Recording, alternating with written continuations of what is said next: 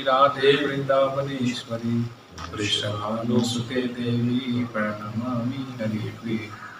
वाञ्छाकल्पतरुभ्यश्च कृपा सिन्धुभ्यैव च पतितानां पावनेभ्यो वैष्णवेभ्यो नमो नमः। नारायणं नमस्कृत्यं नरं चैव नरोत्तमं देवीं सरस्वतीं व्यासं ततो जयमुदीरये। नष्टप्रायेषु भद्रेषु नित्यं भागवत सेवया भागवतीं श्लोके भक्तिर्भवति नष्टकी। आराध्य भगवान् ब्रजेश तनयास्य तद्धाम वृन्दावनं रम्यकाचिदुपासना व्रजवधू वर्गेण या कल्पिता। श्रीमद्भागवतं प्रमाणममलं प्रेमापुमर्थो महान् श्रीचैतन्य महाप्रभुर्मत इदं तत्रादरो न परः। जय श्री कृष्ण चैतन्य प्रभु नित्यानंद श्री अद्वैत गदाधर शिवासादि गौरभक्तवृंद। हरे कृष्णा कृष्णा कृष्णा हरे हरे, हरे राम राम राम हरे। जय श्रीमद् भागवत महापुराण की जय। आप सभी से प्रार्थना है अपने फोन साइलेंस कर लीजिए।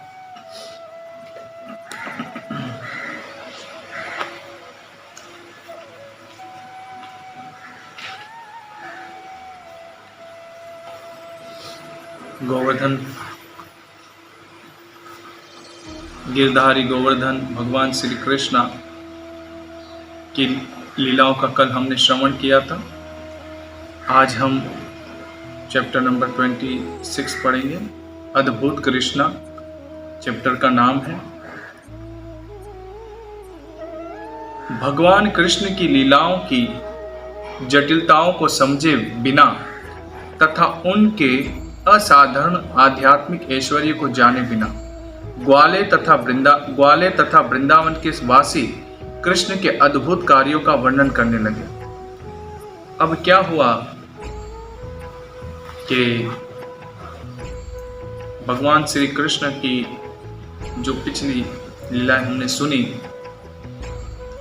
पूतनावध, दामोदर लीला और नल कुबेर मणिगिरु का उद्धार, बहुत सारे राक्षसों को भगवान ने मारा।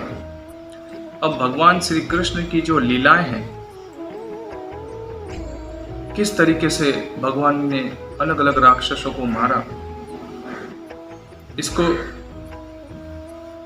समझने के लिए,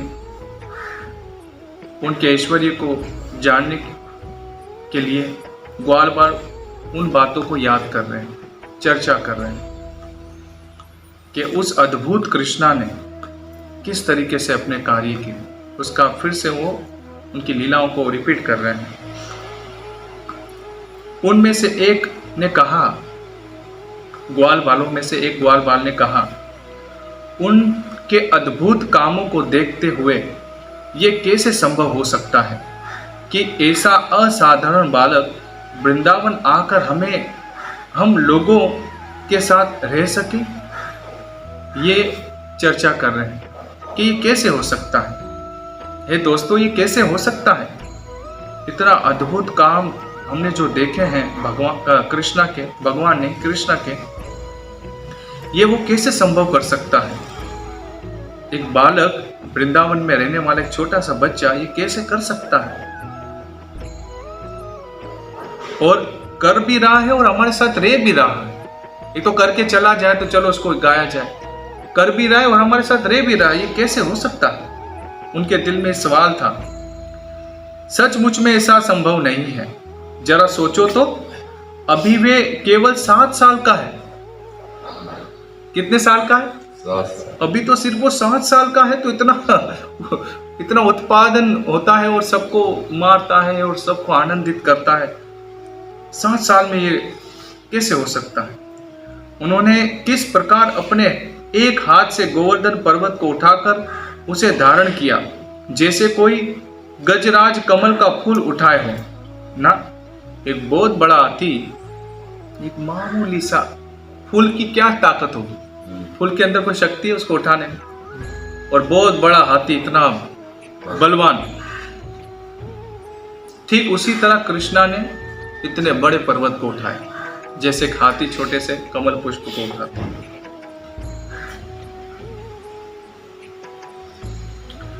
हाथी के लिए कमल का फूल उठाना कोई बड़ी बात नहीं है, उसी तरह कृष्ण ने बिना किसी मेहनत के गोवर्धन पर्वत को उठा लिया। अभी तो वे बच्चे थे, शिशु थे और ठीक से देख भी नहीं सकते थे, तभी उन्होंने पूतना का वध किया था।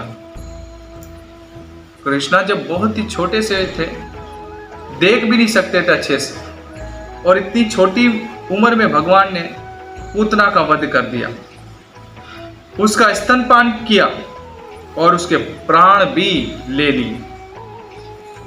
कृष्णा ने पूतना को उसी प्रकार मारा जिस प्रकार समय आने पर शाश्वत काल प्राणी को मार देता है।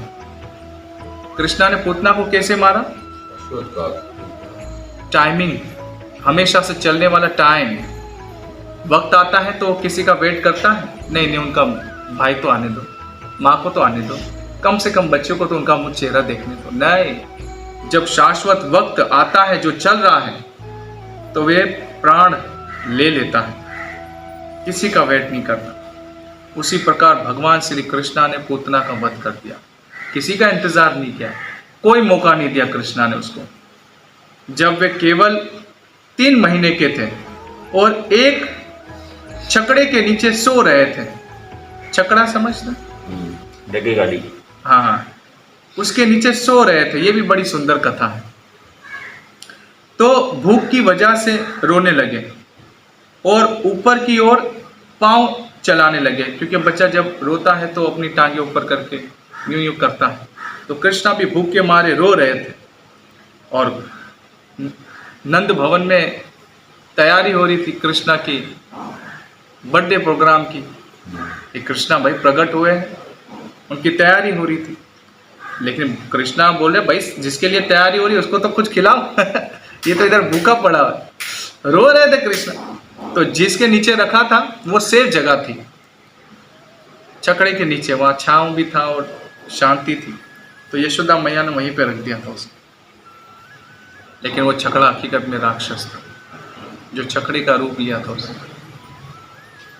ये सिर्फ कृष्णा को पता था।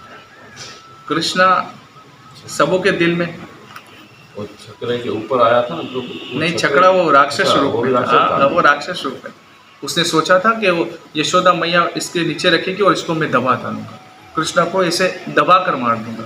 अब छोटे सा बच्चा था, उसने बोला छोटे बच्चे को पिचकाना कितना बड़ा। तो कृष्णा अपना पांव हिलाने लगे भूख के मारे। उनके पांव लगने से वे छकड़ा टूट कर खंड खंड हो गया, चूरम चूर हो गया। कृष्णा ने उसको ऐसी लात मारी, चूरम चूर हो गया। अरे हवा से पहले तो हवा में उड़ा, लात मारी तो, और हे हवा में उड़ के और फिर धड़ाम करके गिरा और चूरम चूर हो गया। जब वे 1 साल के हुए, ये तो 3 महीने की उम्र में ये किया था भगवान ने, नहीं ये छोटे 3 महीने की उम्र में किया। और जब वे 1 साल के हुए तो भंडार के वेश में तृणावत असुर उन्हें उड़ाकर आकाश में बहुत ऊंचाई तक ले गया। तब उस असुर की गर्दन पर लटक गए और उसे आकाश से नीचे गिरा दिया, जिससे वे तुरंत मर गया। और जब भगवान श्री कृष्णा 1 साल के थे तो एक वो भवंडरी आई, वाचुरा के, हाँ भवंडरी, इसको इधर भवंडर कहा गया। वो भवंडर आया, वर्षा के साथ आया था, बारिश के साथ। वो हकीकत में उस भवंडर के बीच के अंदर था वो छुपा हुआ राक्षस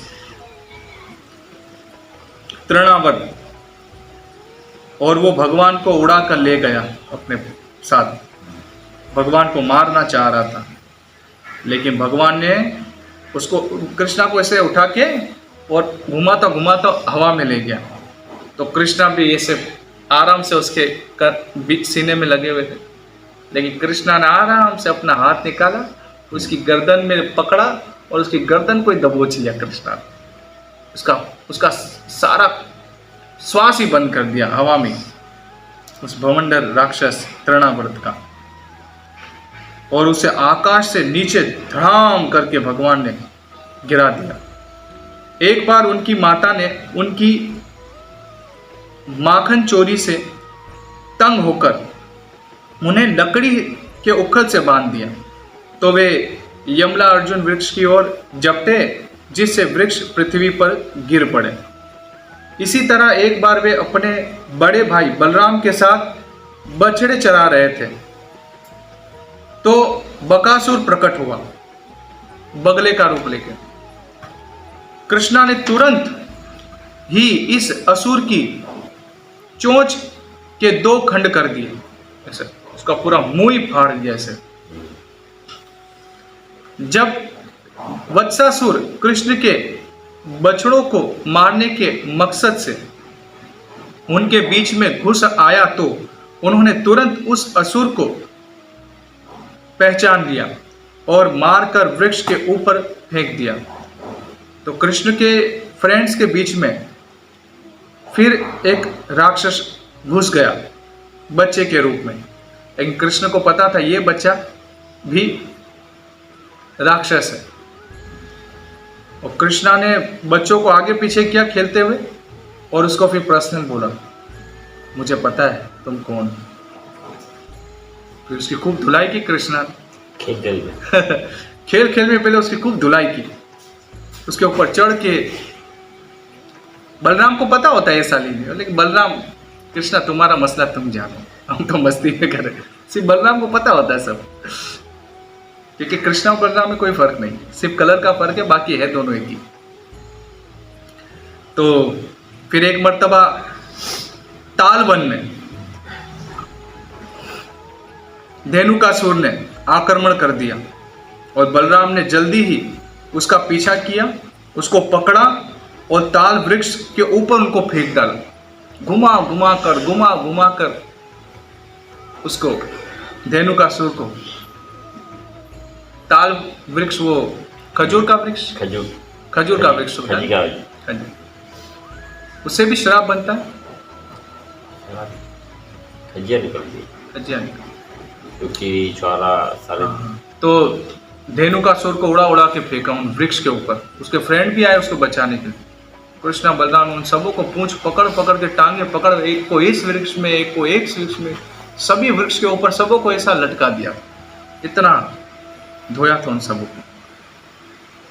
हालांकि धेनुकासुर के साथ अन्य भी गधे थे, उनकी मदद करने आए थे। सबों को मार मार के वृंदावन वासियों को खूब आनंदित किया भगवान ने। और जब एक बार प्रलंबासुर ग्वालों के बीच घुस आया, तो कृष्णा ने बलराम से उसका वध करा दिया।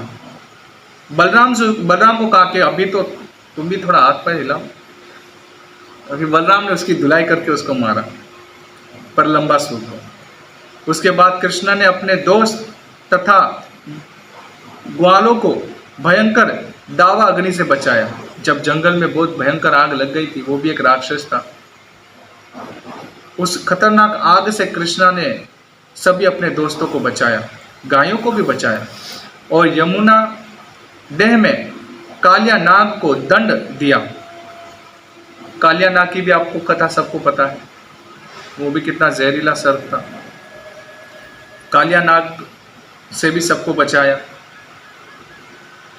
नंद महाराज के एक दोस्त ने कहा, हे नंद, हम ये नहीं जान पा रहे हैं कि आपके पुत्र कृष्ण के प्रति हम इतने आकर्षित क्यों हैं। हम तो नहीं जान पा रहे, हम तो हैरानगी में हैं कि आपका जो पुत्र कृष्ण है, हम उसकी तरफ क्यों खींचे चले जाते हैं। हम तो नहीं चाहते कि उसकी तरफ जाए, लेकिन क्यों जा रहे हैं। ये सवाल किया उन्होंने नंद महाराज से। हम उन्हें भूलना चाहते हैं, किंतु भुला नहीं पा रहे। हम उनके प्रति इतने वत्सल है, जैसे पिता का प्यार अपने बच्चे के प्रति कैसा होता है, उसी तरह हमारा कृष्ण के प्रति ऐसा वत्सल्य प्रेम है। क्यों? वे सोचने लगे, अद्भुत कृष्ण, कहाँ केवल 7 वर्ष का बालक और कहाँ गोवर्धन जैसा विशाल पर्वत, किंतु उन्होंने उसे इतनी आसानी से उठा लिया? हे नंद, हम अत्यंत हैरानगी में हैं। हो ना हो आपका पुत्र कोई देवता है, वे कोई आम बालक नहीं है, हो सकता है कि वे भगवान हो। वो नंद महाराज से इस तरीके से चर्चा कर रहे। नंद महाराज ने उनकी बात सारी सुनी, उनकी तारीफ सुनी कृष्णा की। अब नंद महाराज कहते हैं कि हे दोस्तों, आपने उत्तर में गर्गा मुनि के वचनों का मैं कुछ आपको बात शेयर करता हूँ, गर्गा मुनि की, जो उन्होंने मुझसे कही थी। जब नामकरण हुआ था, नाम संस्कार, और गर्गा मुनि आए थे, तो उन्होंने बताया था कि अलग अलग कालों में ये बालक अलग अलग रंग से अलग अलग रंग धारण करेगा। और ये वृंदावन में कौन से रंग में आएगा? श्याम रंग में प्रकट होगा, जिसको कृष्ण के नाम से जाना जाएगा। और पिछले जन्मों में इसका रंग सफेद था, फिर उसके बाद इसका रंग लाल हो गया, उसके बाद इसका रंग पीला भी हो गया। तो ये अलग अलग काल में इनके ऐसे ऐसे कलर हुए हैं। ये भी कहा कि ये बालक एक बार वासुदेव का पुत्र भी था, वसुदेव का। इसीलिए जो भी इसके पूर्व जन्म के विषय में जानेगा, वे इस वसुदेव के नाम से इसको पुकारा जाएगा। जो भी इनके पिछले जन्म के बारे में जानेगा, उसको वासुदेव के नाम से भी जाना जाएगा। इसीलिए उन्हें बताया था कि मेरा ये पुत्र अपने गुणों तथा कर्मों के अनुसार अनेक नाम धारण करेगा। तो भगवान के अलग अलग गुण हैं, और अलग अलग गुण के नाम से उनको जाना जाता है ना।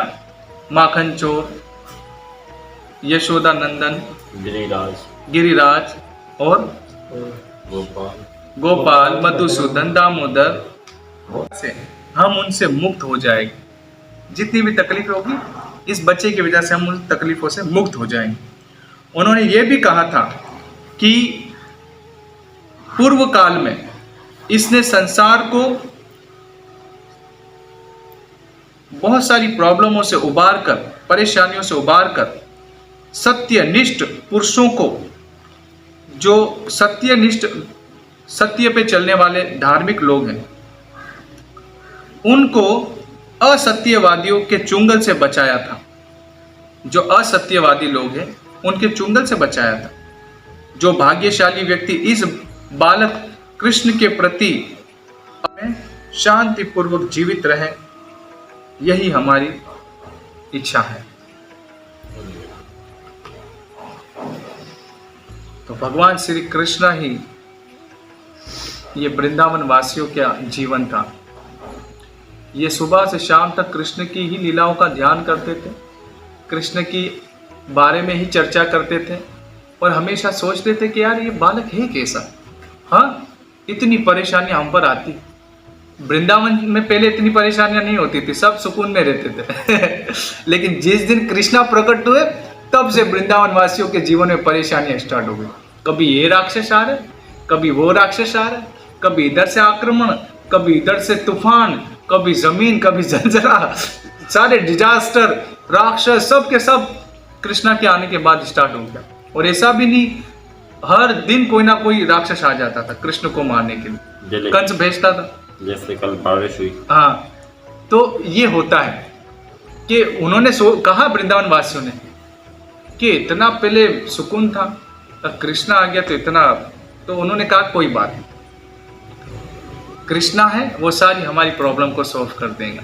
जैसा अभी नंद महाराज ने कहा कि गर्गा मुनि ने पहले ही ये भविष्यवाणी कर दी थी कि कृष्णा इन सबों के प्रॉब्लम्स को भी ठीक कर देगा। और जब कृष्णा आए तो इतना सारा प्रॉब्लम्स पैदा हो गया।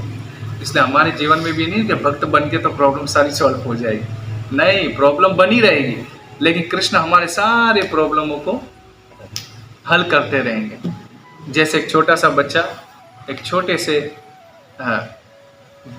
वृक्ष को उखाड़ लेता है ना, उसको इतनी मेहनत नहीं करनी पड़ती।